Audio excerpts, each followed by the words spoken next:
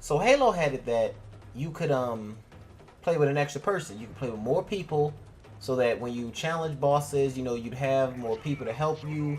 You could go find secret areas with more people. You could put it on, extra hard difficulty, legendary, and you'd actually, it'd actually be fun. It'd be a challenge to enjoy a better difficulty level. Whereas it is now, difficulty levels in shooters are just cheap bullshit. You're getting sniped across the map by pistols, by enemies holding pistols, and it's just fucking stupid. But the extra teammate thing is a really good idea, and that'd be an awesome add-on. But the even better idea would be to make the game more like Metroid, to where you can go back, you can go to secret areas, you can go back in the game, find different secret stuff, and it'll help you get to new areas, and beef up your character. And you can use your new items in different ways. That's the better idea to help really have some fun with your game and make more out of it. And that's really where single player needs to go for these shooters. It needs to still stay small, but it needs to have some depth, and it needs to play like Zelda or something. It really does. Like, it needs to stay short. No, we don't need a fucking 30-hour shooter single player, but it needs to have more depth, and it needs to play better. Another thing you're gonna need. You need lots of guns. You're gonna need it. You're gonna need lots of guns. And here's my idea about guns. What I pretty much think is, in every different category there should be at least 10 guns. Well, for the main type of assault rifle, battle rifle, there should be at least 10 to 12 guns, or maybe 10 to 15 guns. And my suggestion is that all the guns do the same amount of damage, but each gun has a different ability. Like one gun has bleeding, one gun has knockback. What I mean by that is, one gun has the ability to knock the enemy backwards and cause them more flinch. Maybe the AK would do that, and then another gun would have, whenever an enemy is damaged by that gun, it takes them longer to regenerate health. And I'm talking like for multiplayer, obviously. So you have guns that do roughly the same damage, but they have different abilities. They work a different way, and it makes them completely different. It puts in a whole new game dynamic, because the multiplayer for these games already kind of plays like an RPG, and they should play more like it. That's a good thing. Having one of the guns that has less recoil, having one of the guns that kills in one shot to the head. Like whatever gun is the semi-automatic 308 rifle should kill in one shot to the head. Plain and simple. Have one gun that just different things. Like one gun that shoots through metal like it's like paper, no problem.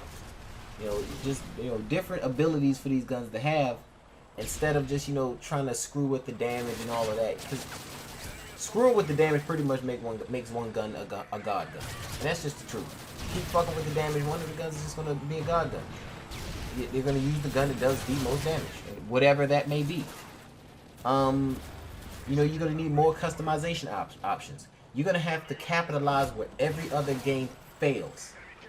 Even Call of Duty, you're gonna have to capitalize on all their failures. You're gonna have to find out where they screwed up and capitalize on it and do something about it. Become better.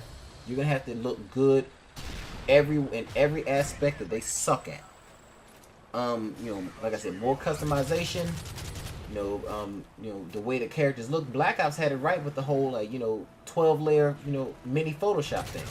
You can make your own little emblem and show it off, and then people will go on the internet and show you how to make their emblem and shit like that. Things like that you can share. You're gonna need downloadable gun packs, kind of like how they do it on PC.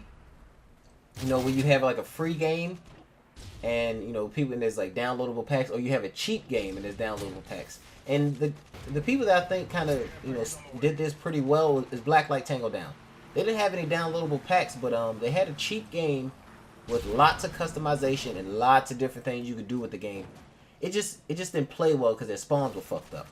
They had a weird model. They had an really old model for the spawns. But what they're making now, Black Light Tango Down 2, honestly, I think would be great as a console experience. Would be better as a console experience than it is as a PC experience, because it's free to play, and it'll be it won't be pay to win, but it'll be pay for bonuses, and that's where you need to go if you want to make a COD Killer.